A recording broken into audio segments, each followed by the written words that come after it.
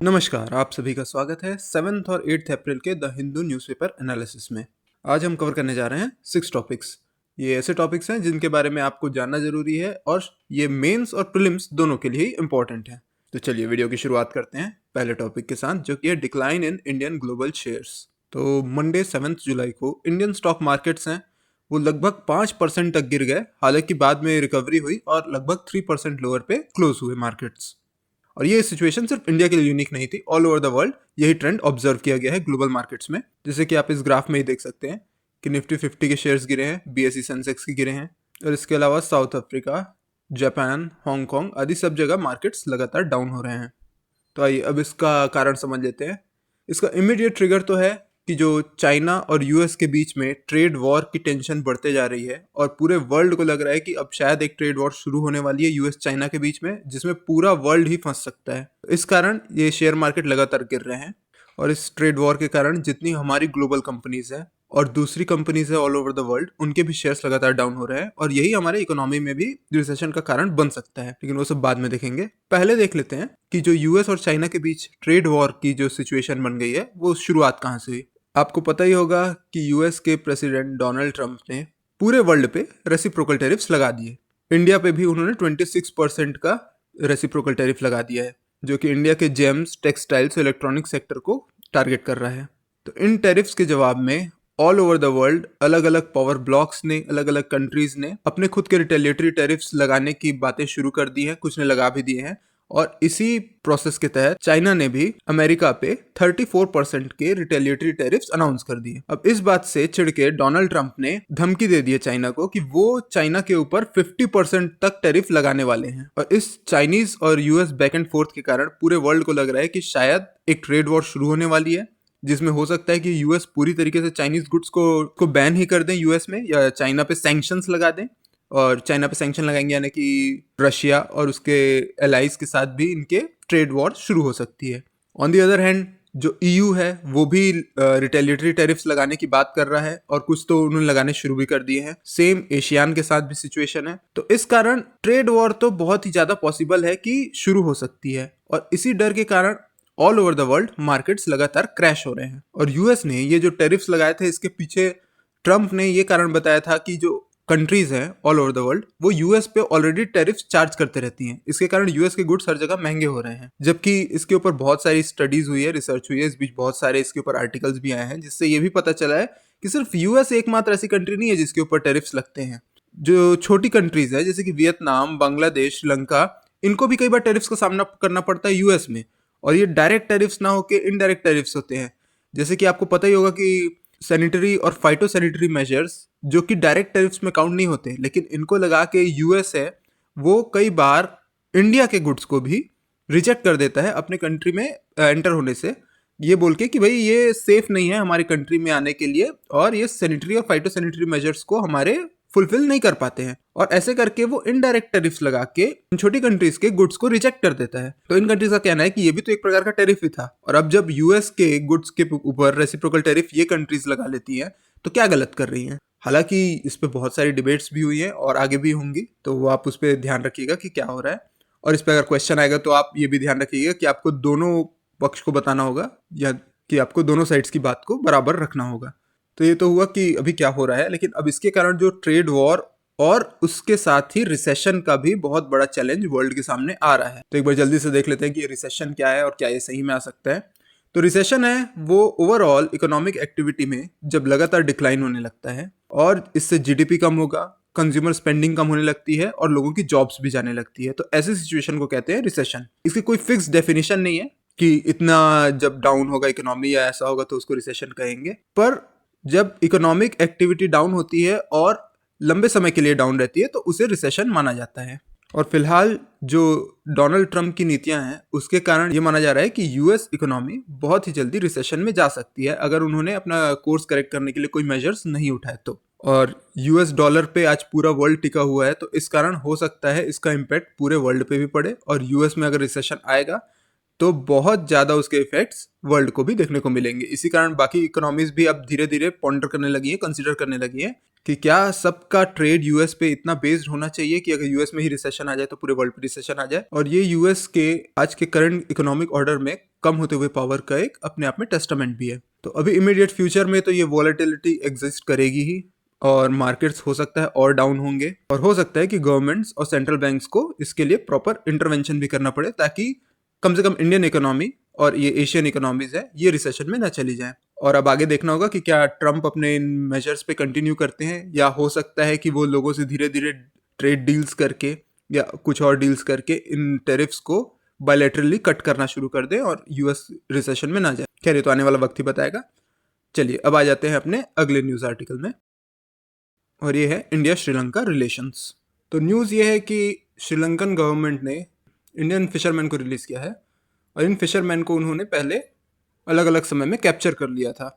तो ये न्यूज़ अपने आप में जितनी इंपॉर्टेंट है उससे ज़्यादा इंपॉर्टेंट है उसके एक दिन पहले की न्यूज़, यानी कि संडे की न्यूज़, जिसमें आपको पता ही होगा कि इंडियन पीएम नरेंद्र मोदी अभी श्रीलंका की यात्रा पे गए हुए थे, और उस यात्रा के दौरान उन्होंने 7 मेमोरेंडम्स साइन किए हैं श्रीलंका के साथ।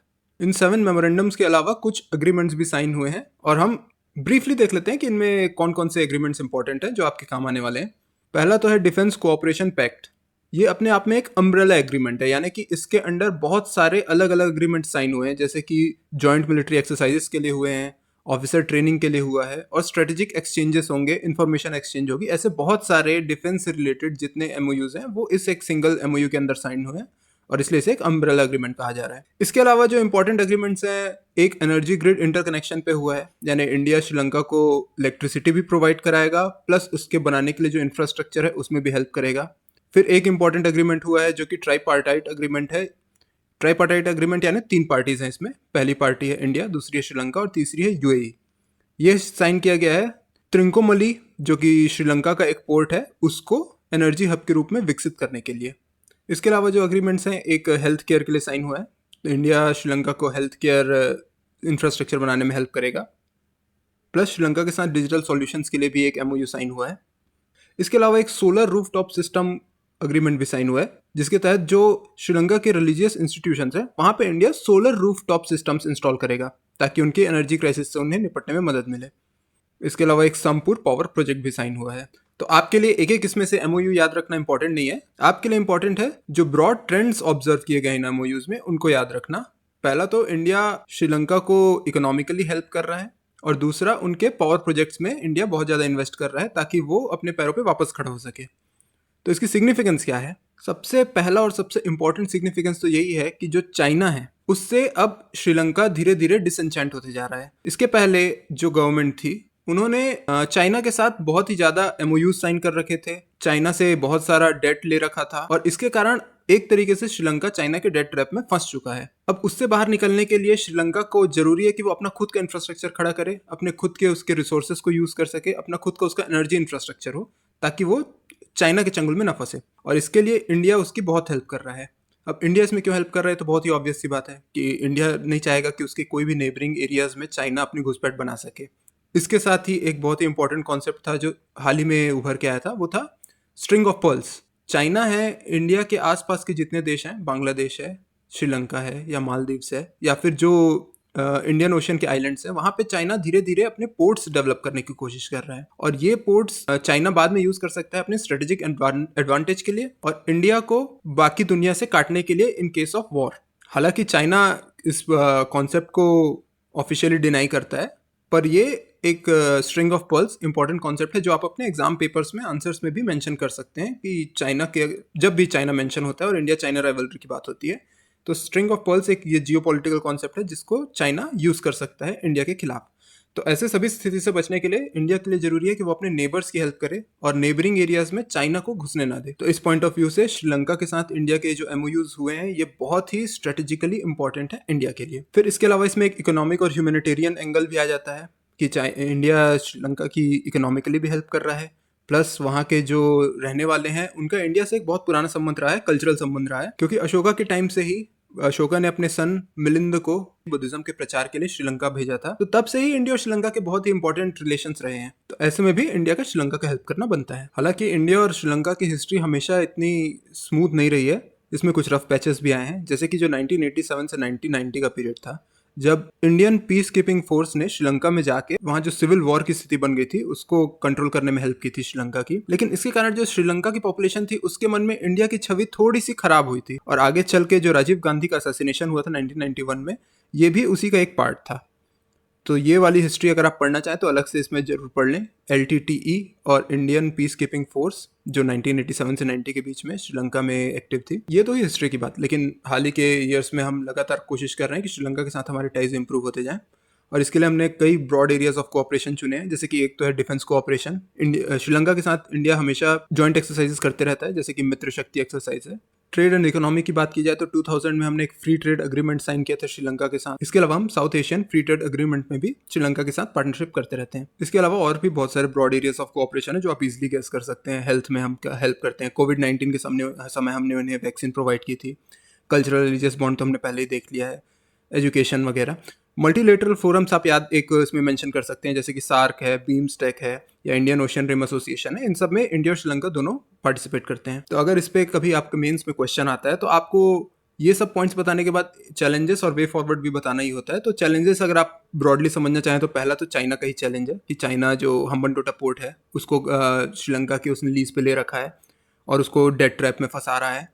इसके अलावा इंडिया के साथ श्रीलंका का सबसे बड़ा जो कन्फ्लिक्ट होता है वो तो फिशरमैन को लेके होता है कि कौन सी कहाँ पे इंटरनेशनल बाउंड्री खत्म होती है, मरीन इंटरनेशनल बाउंड्री, और अक्सर जो इंडियन फिशरमैन श्रीलंका की टेरिटरी में चले जाते हैं उन्हें वहाँ पर गिरफ्तार कर लिया जाता है। और जो हमने हाल ही में न्यूज़ देखी थी, जो 11 फिशरमैन को रिलीज किया, ये भी इसी ब्रॉड प्रॉब्लम का ही एक पार्ट है। और ऐसे क्वेश्चन में अगर आपको वे फॉरवर्ड बताना हो तो हमेशा आप एक उसमें पॉजिटिव टोन ही देंगे, जैसे कि मैरीटाइम सिक्योरिटी कोऑपरेशन के लिए इंडिया और श्रीलंका को साथ आना चाहिए। फिर चाइना के डेट ट्रैप से बाहर निकलने के लिए इंडिया श्रीलंका की कैसे हेल्प कर सकता है, उसके साथ क्या इकोनॉमिक एंगेजमेंट की जा सकती है, ये आप एक मेंशन कर सकते हैं। जो कल्चरल एंगल है उसमें आप बुद्धिज्म मेंशन कर सकते हैं, प्लस जो तमिल रिलेशनशिप है तमिलनाडु और श्रीलंकन तमिल्स के बीच में उसको भी आप मेंशन कर सकते हैं। तो इस टॉपिक में इतना ही इंपॉर्टेंट है, इसमें और कुछ अपडेट होगा तो हम आपको बताते रहेंगे। अब आ जाते हैं अपनी अगली न्यूज़ में। अगली न्यूज़ है थय्यम के बारे में। थय्यम क्या है? थय्यम है ये एक हिंदू परफॉर्मेंस आर्ट है केरला से और कर्नाटक से। और इस परफॉर्मेंस आर्ट के दौरान ये माना जाता है कि जो परफॉर्मर है उसके अंदर डेटी आ जाते हैं, यानी कि देवता ही उसके शरीर में आ जाते हैं और फिर वो उनको अपने बॉडी में इनकॉर्पोरेट करके परफॉर्मेंस देता है। और इसमें इंपॉर्टेंट एक और पार्ट है जो मुड़ी, यानी कि जो उनका सेक्रेड हेड गियर है, इसको पहनने के बाद ही उसकी बॉडी में देवता प्रवेश करते हैं या गॉड्स प्रवेश करते हैं। तो इसकी आप इमेज भी देख लीजिए। अब जो थय्यम सीजन है ये रन करता है अक्टूबर से लेके मई जून तक। इस दौरान अलग अलग परफॉर्मेंस की जाती है। हिस्टोरिकली देखा जाए तो ये माना जाता है कि जो नियोलिथिक और चोकोलिथिक ट्रेडिशंस हैं तब जमाने से थय्यम धीरे धीरे डेवलप होके आज के करंट फॉर्म में पहुंचा है। इससे जुड़ी कई कम्युनिटीज़ हैं जैसे कि पुल्यार, वन्नान, मलयान एट्सेट्रा। इसमें इंपॉर्टेंट पॉइंट ये है कि जो मैन है सिर्फ वही थय्यम परफॉर्म करते हैं, लेकिन जो थय्यम का एक टाइप है देवकुथु थय्यम, इसमें फीमेल भी परफॉर्म करती हैं। और इन थय्यम डेटीज़ के निवास के लिए लोकल श्राइन्स भी बनी हुई हैं। अब अगर इसके परफॉर्मेंस पे फोकस करें तो ये ओपन स्पेसेस में होती है जहाँ पे कोई स्टेज वगैरह नहीं होता है, और जो परफॉर्मर होता है वो इलेबोरेट मेकअप करता है, कॉस्ट्यूम्स पहनते हैं और बहुत ज़्यादा फेस पेंट का यूज़ किया जाता है। तो बस इससे आपके लिए इतना ही जानना इंपॉर्टेंट है, ये प्रीलिम्स पॉइंट ऑफ व्यू से ही था। अब नेक्स्ट न्यूज़ देख लेते हैं पम्बन ब्रिज की। तो प्राइम मिनिस्टर मोदी ने आज ही पम्बन ब्रिज का इनॉग्रेशन किया है। तो देख लेते हैं कि ये ब्रिज क्या था, इसकी हिस्ट्री क्या थी। जो ओरिजिनल पम्बन ब्रिज है वो 1914 में कंस्ट्रक्ट किया गया था और ये इंडिया का पहला सी ब्रिज था। और ये किसको किसको कनेक्ट करता है? तो ये रामेश्वरम को कनेक्ट करता है मेनलैंड इंडिया से, यानी कि तमिलनाडु से। 1964 में एक साइक्लोन आया था, इसके कारण ये ब्रिज काफ़ी डैमेज हो गया था और इसके अलावा एक कोस्टल टाउन भी पूरी तरीके से तबाह हो गया था। तो उसके बाद जो ई श्रीधरन है, जिन्हें मेट्रो मैन ऑफ इंडिया कहा जाता है, उन्होंने सिर्फ 46 डेज में लोकल फिशरमैन की हेल्प से इस ब्रिज को रिस्टोर कर दिया था। तो अब आ जाते हैं नए पम्बन ब्रिज में। तो ये न्यू पम्बन ब्रिज इसलिए बनाया गया क्योंकि जो पुराना ब्रिज था वो मॉडर्न ट्रांसपोर्टेशन डिमांड्स को फुलफिल नहीं कर पा रहा था, प्लस उसमें कोरोजन वगैरह के इशू भी आने लग गए थे। इस कारण नया पम्बन ब्रिज की ज़रूरत थी। 2019 में इसके लिए अप्रूवल मिला और मिनिस्ट्री ऑफ रेलवेज के रेल विकास निगम लिमिटेड ने इसका निर्माण किया है। इसकी खासियत है वर्टिकल लिफ्ट। जब शिप्स को नीचे से गुजरना होता है तो जो रेलवे ब्रिज है ऊपर उठ जाता है और शिप्स नीचे से गुजर सकती हैं और वो ब्रिज वापस बंद हो जाता है। प्लस इसे स्टेनलेस स्टील से बनाया गया है ताकि ये कोरोजन रेजिस्टेंट रहे। और इसके निर्माण में ये ध्यान रखा गया है कि ये सेमी हाई स्पीड ट्रेन जैसे कि वंदे भारत को भी आगे चल के सपोर्ट कर सके। और ये जो पम्बन ब्रिज है ये इंडिया की फर्स्ट वर्टिकल लिफ्ट रेलवे सी ब्रिज भी है। तो चलिए अब आ जाते हैं अपने नेक्स्ट न्यूज़ में। और ये न्यूज़ है हेडियन प्रोटोक्रस्ट के बारे में। तो हाल ही में ऑस्ट्रेलिया की एक यूनिवर्सिटी ने स्टडी की और स्टडी में जो फाइंडिंग्स मिली हैं उसने हमारे पुराने नॉलेज को चेंज करके रख दिया है। तो चलिए देख लेते हैं क्या थी वो स्टडी और क्या हमें नया पता चला है। इस स्टडी के दौरान बहुत सारे जियोकेमिकल मॉडल्स को स्टडी किया गया और केमिकल सिग्नेचर्स जो कि अर्थ क्रस्ट से ऑब्जर्व हुए थे उन्हें एनालाइज किया गया। इन सब केमिकल सिग्नेचर्स को एनालाइज करने के बाद ये पता चला कि जो प्लेट टेक्टोनिक्स के बारे में हमारी अभी तक की थ्योरीज थी वो थोड़ी सी गलत हैं। हम अब तक ये मानते थे कि जो क्रस्ट फॉर्मेशन हुआ था वो थोड़ा बाद में हुआ था, लेकिन अभी हमें पता चल रहा है कि जो हेडियन एयॉन था तभी से अर्थ का प्रोटोक्रस्ट फॉर्मेशन शुरू हो गया था, यानी क्रस्ट के स्टार्टिंग वाला जो स्टेज होता है वो फॉर्मेशन हेडियन एयॉन से शुरू हो गया था। अब ये हेडियन एयॉन क्या है? तो ये अर्थ की फर्स्ट जियोलॉजिकल एज है और जो हेडियन प्रोटोक्रस्ट है ये लगभग अर्थ के फॉर्मेशन के 200 मिलियन ईयर्स बाद ही शुरू हो गया था, जबकि अब तक इसे बहुत बाद में माना जाता था। और जब ये अर्थ क्रस्ट के फॉर्मेशन की एक्टिविटीज हो रही थी तब मैक्सिमम अर्थ का सरफेस है वो मोल्टन हुआ करता था और बहुत ज़्यादा इंटेंस वॉल्केनिक एक्टिविटी ऑब्जर्व की जाती थी अर्थ के सरफेस पे। फिर धीरे धीरे ये कूल होते गया, मैग्मा ओशियंस हैं वो धीरे धीरे कूल होने लग गए और क्रस्ट का फॉर्मेशन शुरू हो गया। फाइनली अर्थ के क्रस्ट ने वो फॉर्म ले लिया जिसे हम आज ऑब्जर्व करते हैं। तो इससे रिलेटेड कॉन्सेप्ट जो प्लेट टेक्टोनिक्स के कॉन्सेप्ट हैं जो ज्योग्राफी से आते हैं वो सब आपको पता ही होंगे कि जो अर्थ की क्रस्ट है वो प्लेट्स के रूप में है और ये प्लेट्स मैग्मा के ऊपर मूव करते रहते हैं और इन्हीं के कोलिजन, सबडक्शन आदि से जो अर्थ में फीचर्स मिलते हैं वो ऑब्जर्व होते हैं। और इस न्यूज़ की इंपॉर्टेंस सिर्फ ये थी कि जो ये नई स्टडी है उसने ये सजेस्ट किया है कि जो हमने पहले सोच के रखा था कि टेक्टोनिक मूवमेंट्स और टेक्टोनिक सबडक्शन कब से शुरू हुए थे या अर्थ क्रस्ट फॉर्मेशन जो हुआ था उससे भी पहले के अब हमको एविडेंसेस मिल गए हैं। ये हमें मिल गए हैं किस इयॉन से? तो ये हेडियन इयॉन से मिल गए हैं और हेडियन प्रोटोक्रस्ट का फॉर्मेशन अर्थ के फॉर्मेशन के 200 मिलियन ईयर्स बाद ही शुरू हो गया था। अब हम आ जाते हैं अपनी लास्ट टॉपिक में जो कि है आइस स्तूप। तो जो कश्मीर का गिलगिट बाल्टिस्तान रीजन है जो कि अभी पाकिस्तान के कब्जे में है, प्लस उससे लगे हुए पाकिस्तान के भी जो रीजन है वहाँ पे आइस स्तूप टेक्निक को यूज़ करके वाटर स्कैरसिटी को कॉम्बैट किया जा रहा है।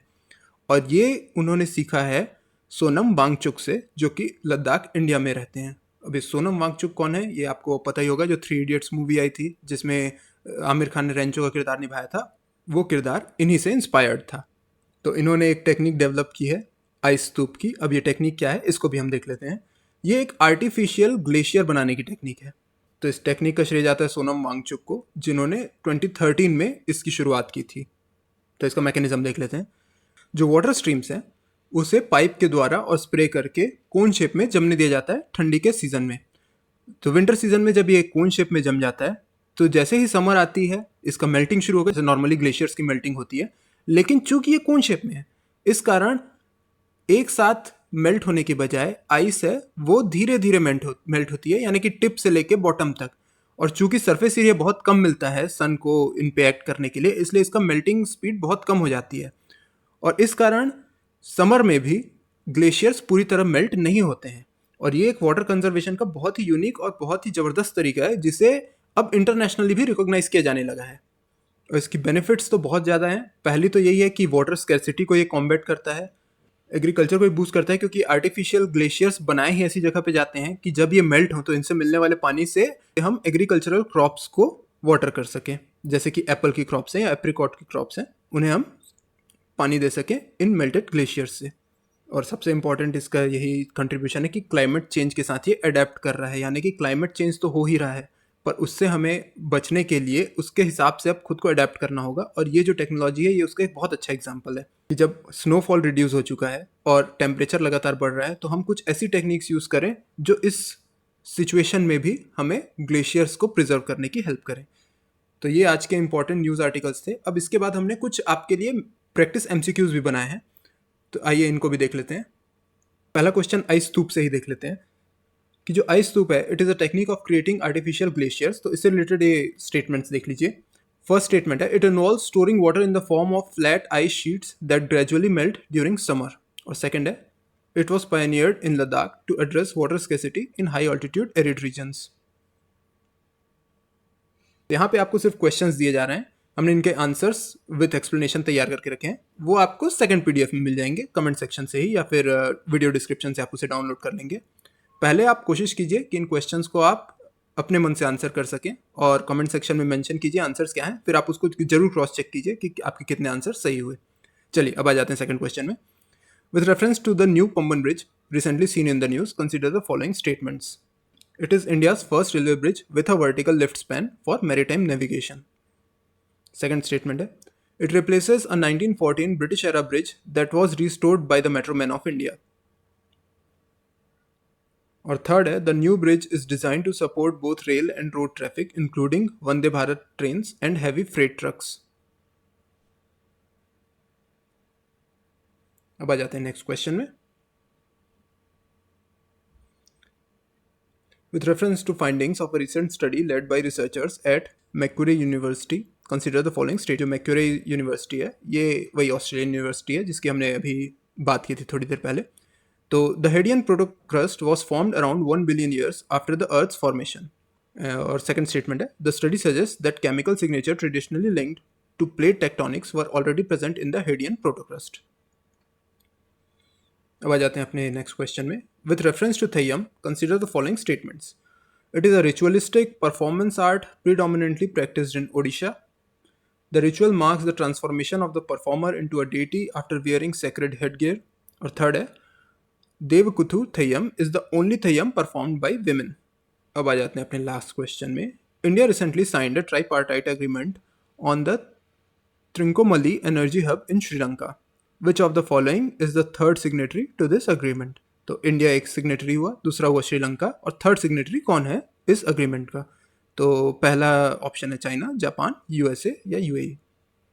तो ठीक है, आप कोशिश करिए कि इन क्वेश्चंस को आप आंसर कर सके. एक बार फिर से इस वीडियो को रिवाइज कर लीजिए और कमेंट सेक्शन में बताएं कि आपका आंसर क्या था. इस लेक्चर की पीडीएफ हम वीडियो डिस्क्रिप्शन में डाल देंगे और साथ ही जो क्वेश्चन आंसर वाली पीडीएफ है वो भी उसमें डाल देंगे. प्लस कमेंट सेक्शन में भी इसे मेंशन कर देंगे, आप वहाँ से इसे डाउनलोड कर लीजिए. तो उम्मीद करते हैं कि आपकी तैयारी में एक वीडियो काम आएगा. Best of luck.